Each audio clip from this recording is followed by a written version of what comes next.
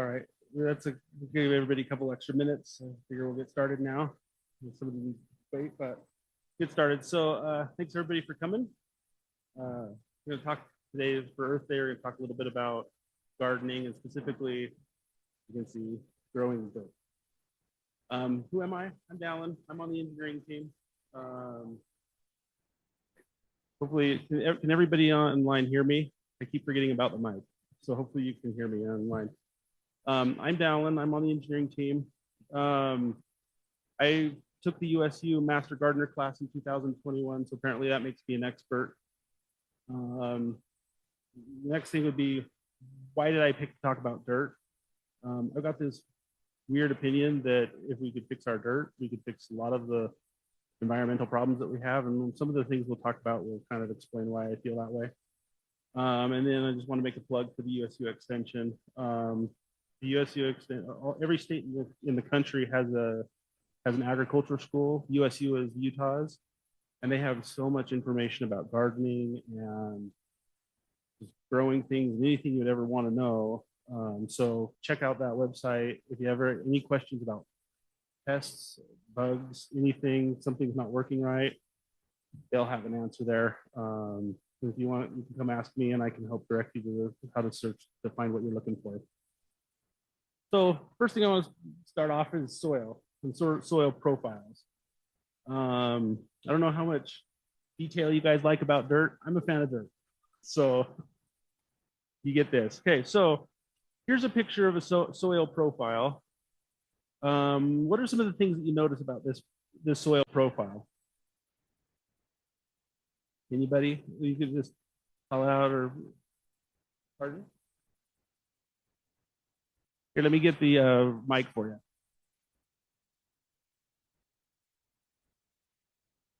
you. Is it on?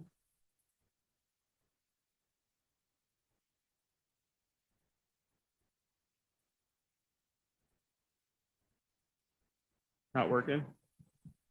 Dense. There we go. Okay, so it looks dense. Anything else? At the bottom and then on top, like more amend soil. Okay, so on the top, it looks a little darker, and on the bottom, it looks more like clay. Okay. Anything else? Okay, so we'll move to the next one. So that's the first one. Anybody have any guesses as to where this soil profile would have been taken from? Total random guessing, probably at this point. This is from the Midwest. Okay, so where most of our food is grown. Okay, so you can see here we got this dark section up at the top. That's your topsoil, and then below that is more of your bedrock and your other stuff, right? That topsoil is the stuff that you want your garden to grow in, because that's where all the nutrients and things are. The stuff down below is not so good for your garden. Your garden won't grow as well. So let's look at the second one. This is another one. What do you notice about this soil profile? She said it's dry. It's drier, yeah. You can see the grass at the top is a little bit drier. Pardon? The grass looks dead at the top. Okay, it is drier, yeah. What else do you notice about it? It's different colors. Different color, right? The topsoil is lighter. It's also, the topsoil is also, there's not as much. You can see the ruler next to it. There's not as much of the topsoil there as the other one. Okay, any guesses where this one comes from? Nope, it's not Utah. Not Nevada. Colorado. Okay, so one last soil profile. This one, what do you notice? A lot of rocks. Rocky, yep. Yep. What else?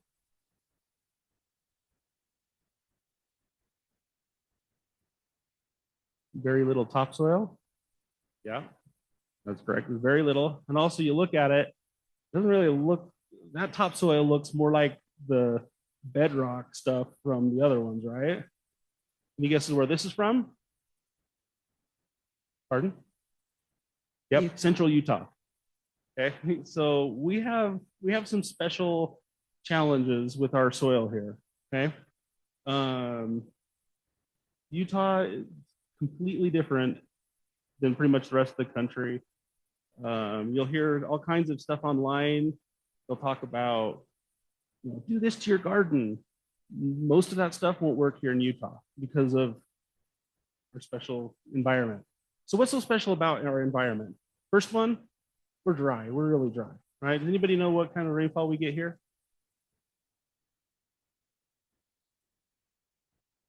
Pardon? Very little.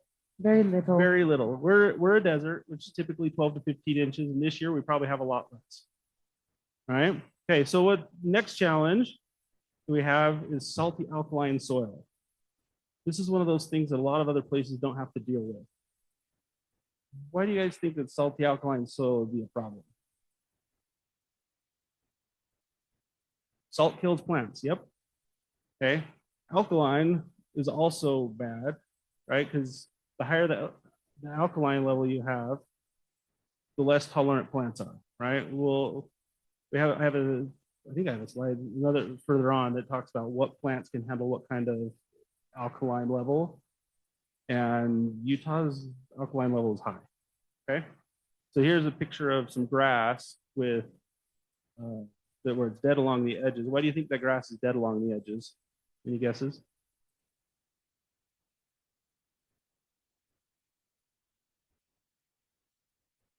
Salt, like during winter, if there's like ice, salt, and it Yeah. just You can see there's a driveway there or walkway, and right next to it is dead. It's because people add salt to their driveway to melt it, right? So taking that already big problem and making it worse.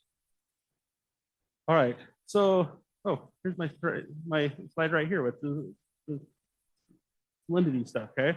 So you can see some of these things in the low threat tolerance section. Some of those things have very low tolerance, right? Some have medium and some have really high tolerance. Of all the things, all the plants that you can grow, you know what one of the ones that we can eat, I guess I should say, is which one has the highest tolerance of salt tolerance that we have? It's wheat, which is kind of weird to me. But yeah, so wheat will grow pretty well here, but most of these other things can struggle. All right. Third challenge is poor structure. Okay. What do you notice about this picture? Most of these aren't really trick questions. Yeah, so it looks like somebody's been walking across this and have compacted it down, right? So the soil structure that we have compacts really easy. And when it compacts, it makes it so things don't grow very well, so your grass will die. Yeah, does anybody live out in Eagle Mountain around here? Micah? Okay. What is your soil in your backyard like?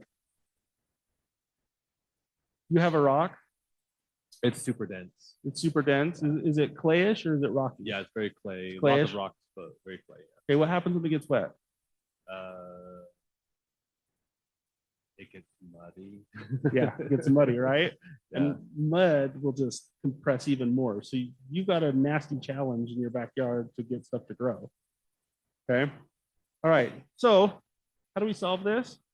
All right, we have all these problems. Really, one of the easiest ways to solve it is to put organic matter into our soil to help fix that structure and to help retain some moisture in there, okay? So we have all of these problems, but really the same solution. So what is soil? Okay, let's talk about that a little bit. Okay, you all can see the slide.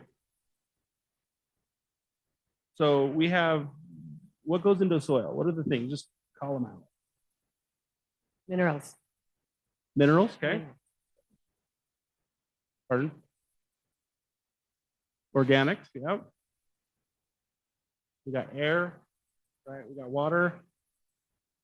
And then the minerals, which is the salt, silt, and clay, right?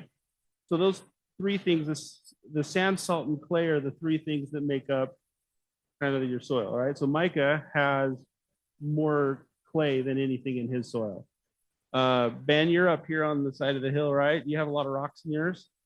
So your soil is probably more sandy, I would guess. Probably doesn't hold water very well.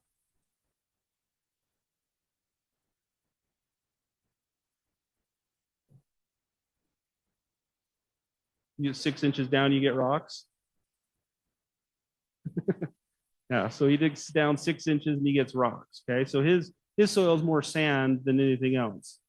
Okay, anybody else have like perfect soil or anything else? You got perfect soil? It's not perfect soil, but I have a unique. I live in Bountiful, up on the bench, and I have the variance in my soil all across my yard and up the hill. I have like a three-tiered, like very steep hill, and each hill is completely different soil from the other hill. So it's got a lot of clay in it, but it's very wet. And there's another hill that is sort of what he's describing as like very sandy, very rocky. So I almost have like different microclimates in my yard, strangely. Yeah, so you're up on the bench. So you're probably where the water was when the lake was here. The water was separating everything and give you a nice. That's another hard problem to solve because everything's different, right? All right. So we got two pictures here side by side. We have one that's kind of compacted and flatty, right? And the other one that's more granular. Okay. Which one do you think is more healthy? The one on the right? Why do you say that? Drainage, it looks better. Yeah, you're right. It'll breathe better, right? So the one on the right is way more healthy soil. Okay, so the one that was on the right will act more like a sponge, right? When it rains, it'll suck water in and it'll absorb faster. The other one's more like a parking lot, right? You see the parking lot when it rains, it just fills up with water and it runs off maybe if you're lucky, right? So even with the same storm, you end up with totally different outcomes with water, right? You hear stories all the time right now where it'll rain somewhere and they just get flooded out, right? If we had better soils, we would reduce that risk of flooding because it would be able to absorb a little bit better. Okay, flood's also caused by that runoff because it'll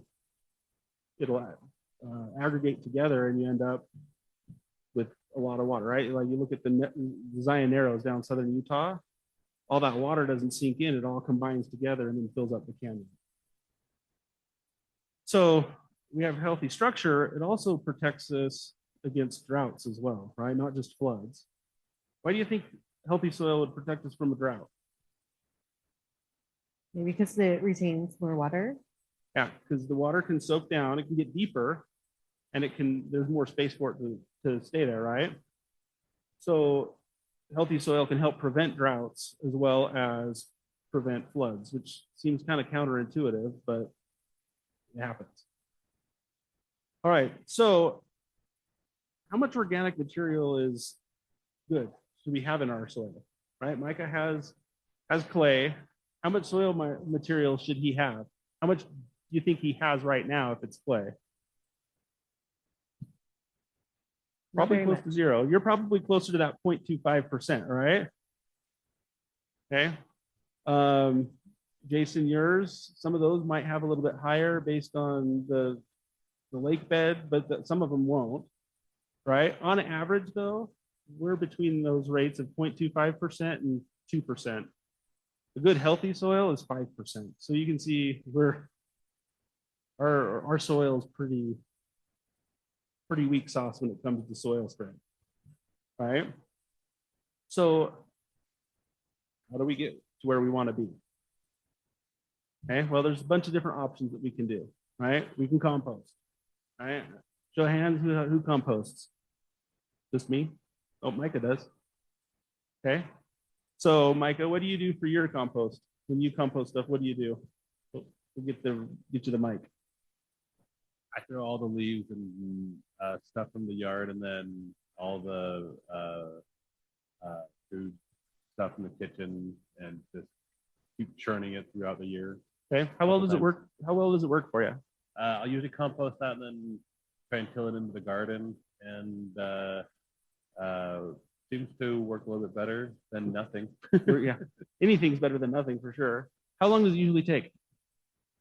Like the whole summer. The whole summer? Yeah, and let it go all winter and then use it the next You year. can use it the next year. Okay. What would you say if I told you you could do it in 18 days? Ah, you laugh at me. Okay. What was that? You don't believe me either? I'm not selling anything. I'm just saying. What's that this snake oil? if it's not snake oil, but it might feel like it. No, you can do it in 18 days, but it takes a lot of work because you have to get everything set up just right, right? So our recipe for compost, right? Like Micah said, you put in the leaves. Leaves we'll call browns, right? That's like carbon, right? You put leaves in there, and then you mix in greens, which is nitrogen, right? What are things that are green? Grass clippings. Okay. I'll warn you about grass clippings. Anybody have any idea why I would warn you about grass clippings? Chemicals. Yeah. So what do you put on your grass? You probably put some kind of herbicide on it to kill all the weeds, right? Oh, what was that? You litter it with it, right? Well, if you try and grow beans with that compost that you use the grass on, your beans are dead. Right? Beans are super sensitive to those kinds of things. They've got broad leaves, and I mean, it works to kill the weeds in your grass, but so you want to be careful of that kind of stuff. Okay. So when you do it, you layer it all together, back and forth, back and forth. You add some moisture, right? So you want about as much as you would have in a wet sponge. And then you let it sit for a couple of days, and you flip it. If you get, or you stir it. If you have the right amount of size and this setup is right, it'll heat up. And it'll get so hot you can't put your hand into it. When it's at that temperature, your compost is working really fast and working really well. And that's where you need it to be if you want to do it in 18 days. I have a thermometer that I put in there. That's big 18-inch long thermometer that I put in to make sure that I've got the right temperature. But how big of a pile do you think you need to have to get that temperature up quick? I guess most of you probably don't know because you haven't been really composting. But if you want it to get up to temperature really quick, you want about a meter by meter by meter cube, right? A meter cube, which is about 3 feet in a cube. That's probably the smallest you want if you want to do it quickly. Also, you will probably want to grind it up, like shred it or make it smaller so that it breaks down faster. You put a whole tree branch that's 3 inches thick in there, it'll compost, but it's going to take a long time because it takes some time for it to get in. All right, next. So then we have the list of ingredients. Eggshells. Do you put eggshells in your compost? What does that do for your compost? I have no idea, but someone said to put it in there, so I did. No idea, but somebody said do it, so you do it. Real quick though, what temperature do you expect it to be at? All right, so for me, when I do it, I'm looking to get between 150 and 160 degrees. Wow. So it's pretty warm. That's called hot composting.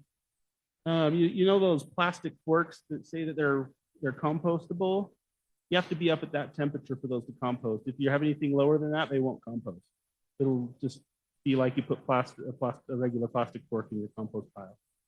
So be careful of those things that say that compostable. They are, but you have to do it right. So anyway, back to your eggshells, right? That puts calcium in there. It actually doesn't do any organic anything. It's just minerals that get put in there. All right. Question. Okay, for the green material.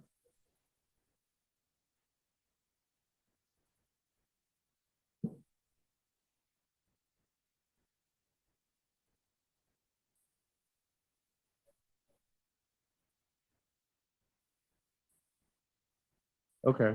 So the question is the brown material is relatively easy to get a hold of and source, but green material is hard. How do you get the right amount to mix them? Right? I actually have the exact opposite problem. I have an easy time getting greens. I have a hard time getting the browns. Ben, do you have something, or are you just getting ready? Great. Are you already done? Yeah, keep answering. Okay, I'll keep answering. I thought you had something to share with this.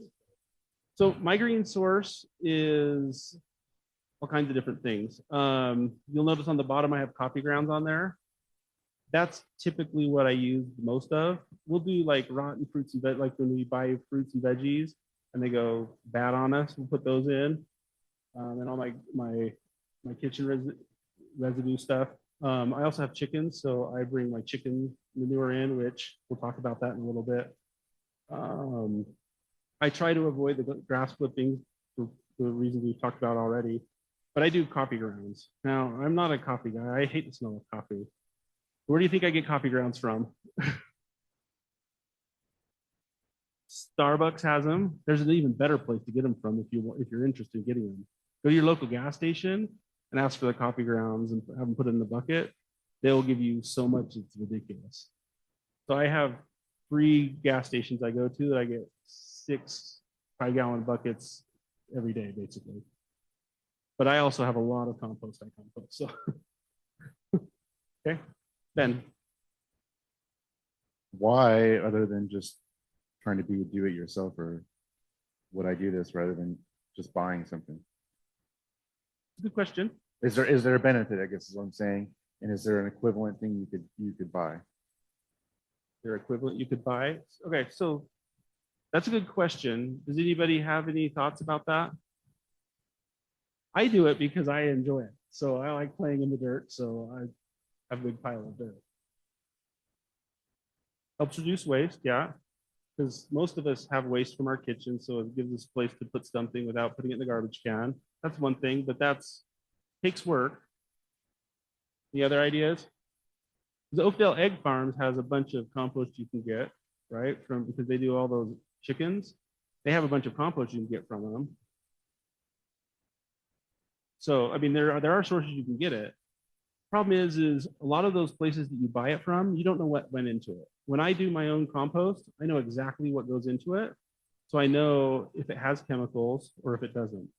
So if I do end up using my grass clippings, it's like I have a set of procedures, if you will, that I use for stuff. So when I use my grass clippings in my compost, I have certain plants that I'll plant in them to help break down those chemicals and get them out of the soil before I try to do something like beans in them, because we will kill beans, but there's other things like tomatoes and things that can grow in it.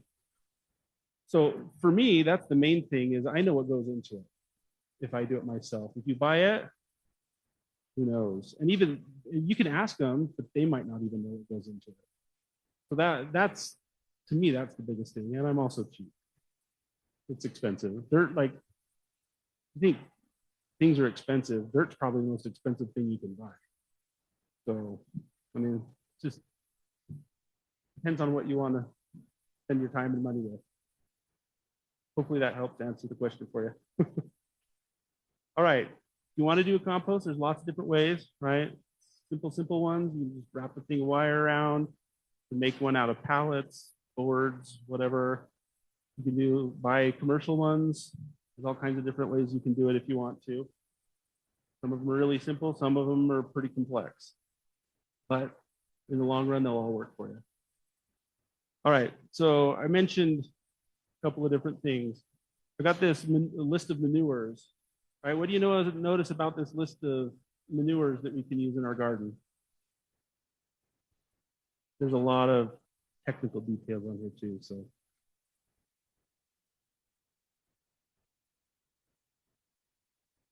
some have a lot of salt, right? Which one has the most? Chickens. Chicken manure has the most salt, right? So when we already have a lot of salt in our soil, kind of a potential problem, right? So we want to be careful about that. Okay, what else do you see? There's big gold stars next to some of them. Why?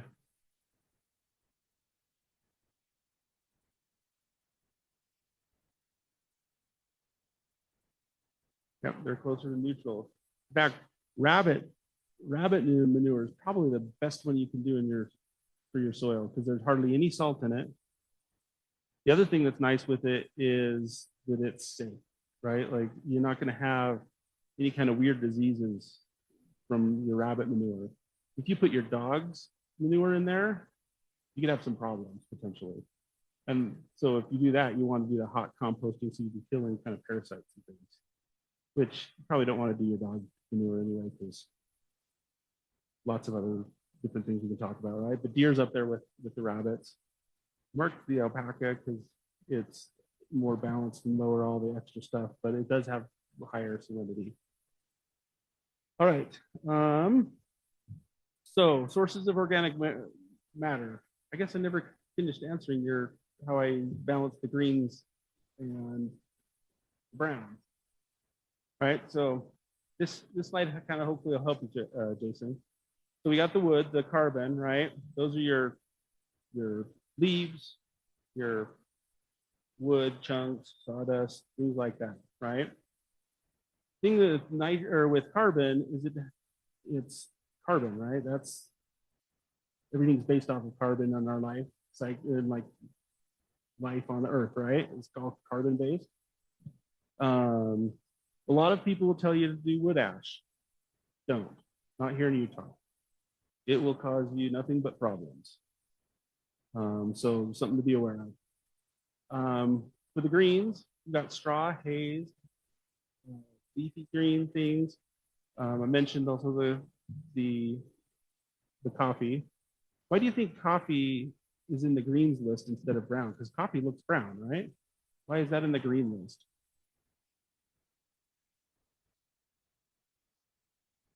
Matt, you say it's because it was originally green before it was sourced? No. I mean, it works, but no. That's not why. So coffee is a high source of nitrogen, a lot of nitrogen. So that's why it counts as a green. Some of your grasses, though, if you let your grasses dry out and get brown, and so they're not in a big pile, but if you let them dry up, those will count as browns. But you have to be careful with that because grass can compact real good too at times when it does that. Okay, and then also we can use compost for our nitrogen. Okay, now you'll see here, we've got this, we want that mixed ratio of the carbon to nitrogen, but certain things have more nitrogen than others, and so you have to be careful with, you can't just do a pound of leaves with a pound of coffee grounds. And so you'll want to do some looking at that and see how much is in there. Okay, so something else we can do to help fix our soil is cover crops. All right, anybody bathe in the sun? You sit in the sun with your whatever and you get sunburned, right? Same thing happens to the earth, right? If it's just bare dirt, the earth is going to get sunburned and it'll kill the soil, just like you would if you don't have clothes protecting you or something protecting you. Earth will get burned and it'll kill stuff. So if you're not growing anything, the earth will actually try and grow something for you. That's one of the reasons why we get a lot of weeds in places, because it's trying to cover itself so it doesn't get burned. Okay, so there's lots of different options for cover crops. You got legumes, which will help fix nitrogen. You got grains that can do all kinds of different things, and their grains are typically really easy to terminate, so it doesn't seed and regrow next time. And then you have a bunch of broadleafs. You got radishes, mustards, kale, buckwheat. One of the things that I really like for helping fix soil to grow, like if I'm got a fallow portion of my garden that I'm not growing anything that year, I'll grow what's called a daikon radish. Has anybody grown those or you've seen them? Jason, you've grown them? You love them? Okay. Why do you think they would help with the earth or my garden?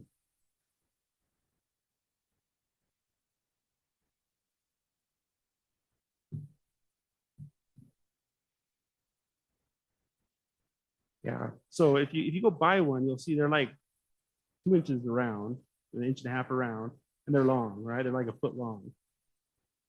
Those things will carve through pretty much anything in the ground. You plant one of those things and it will grow and it will break up pretty much anything in your soil that you've got. Because I've got real rocky soil and I've got a mixture of rocks and clay, and it breaks through some of those rocks. It'll break those things up. So I like daikon radishes for that because it helps break them up.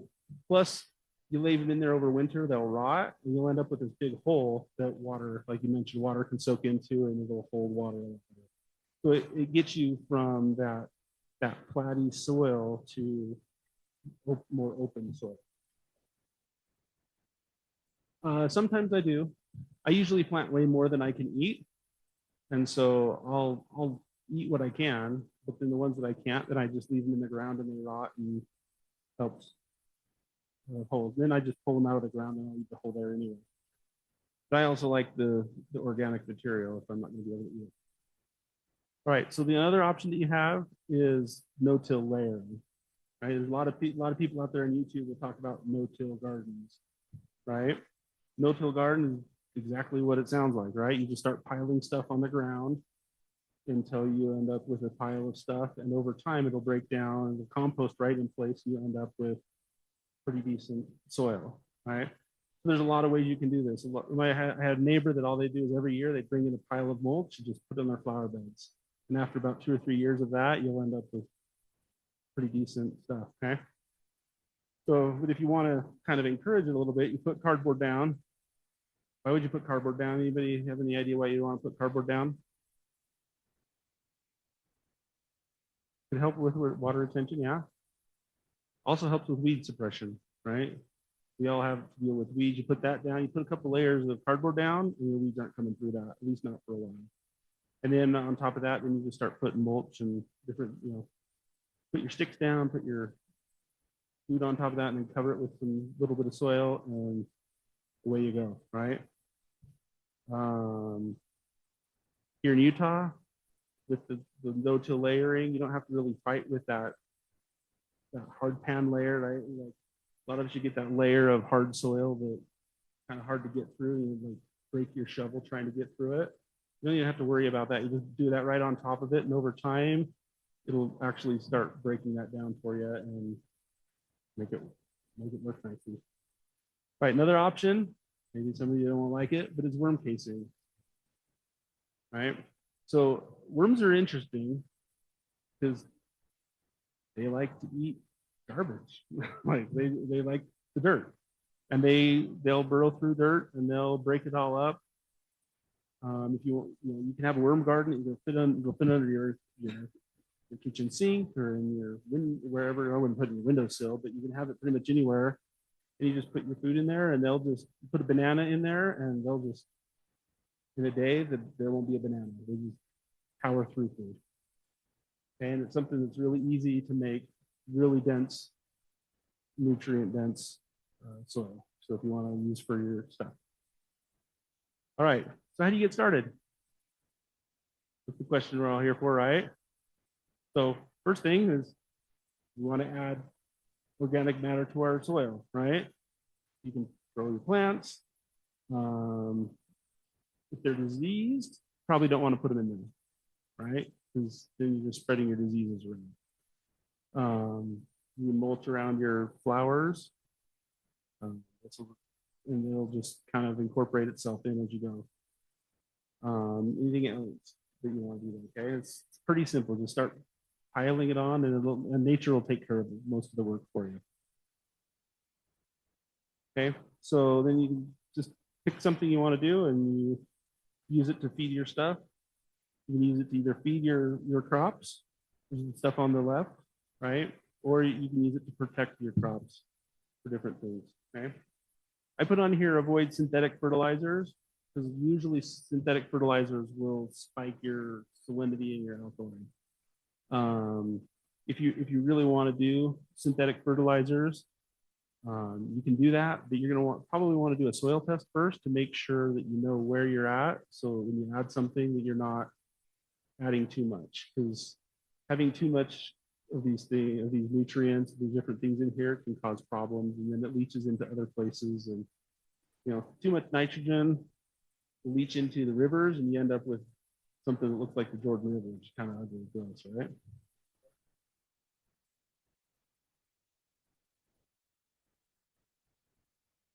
So that's a good question. I've got a link at the end of where you can do it. So USU Extension Office will do one. So I'll tell you about it right now rather than wait until then. But it's for $25. You mail in a couple cups worth of soil to them. They'll do the analysis and send you back a report. And that report will basically tell you what you need to add, right? It'll tell you how much of your macros you need to put in there, and you just do that. Now, when you do that, you probably want to make sure you take some samples, and the website describes how to do it. You'll take samples from all the different places that you're gardening, and then you'll mix it up together really good because you want to have a good overall thing. I mean, you could test each individual area separately, but then that's 3 or 4 or 5, depending on how many places you want different tests. Also, if you have like a garden that you know that's got basically the right stuff, but there's something weird going on, like your tomatoes are always yellow and they're never green or something, you can also do a micronutrient test. It's $35, and they'll tell you, they'll go a little bit more in depth of some of the other things you can put in there that make it even better. Here is the slide here. Moving on. Okay, so there's your URL you can go to. If you want, let me know. I can send you the link. But those are the 2 different tests that you can do. But then the payoff. You do all this work, you get your soil nice. Now what? Right? We get the payoff, right? We have those. We have more resilient soil that can help prevent droughts. It can help absorb water and prevent floods. We get some good food. At least I like garden food. Hopefully you guys all like garden food. And also I've found that the more healthy my soil is, I actually have less weeds. So my garden is easier to maintain because I'm growing all the good things in there and the weeds don't want to compete, I guess. I don't know. It just works better for me. All right, so grow your dirt first, and then all your other stuff will take care of itself. It'll just grow itself. Before you leave today, make a commitment to yourself. One thing you can do. Doesn't matter what it is. Pick one. And if it's not on this list, pick something. Anything you can do to help fix the soil in your ground doesn't just help you, it helps everybody around you as well. No date, no pressure. Just relax, gardening. So here's a bunch of resources. You know, we got the USU extension, a lot of information about stuff. If you want to grow something, the extension office will have a page about how to grow that thing. If you want to grow blueberries, I don't recommend you try it because Utah's not good for blueberries. But I do have a friend that's trying to breed a Utah blueberry. So maybe in 10 years he'll have one that we can actually grow, which would be amazing. Okay, there's your link to your soil test, and then your vegetable guide so you can grow your vegetables. So thanks everybody for coming, and have a great Earth Day.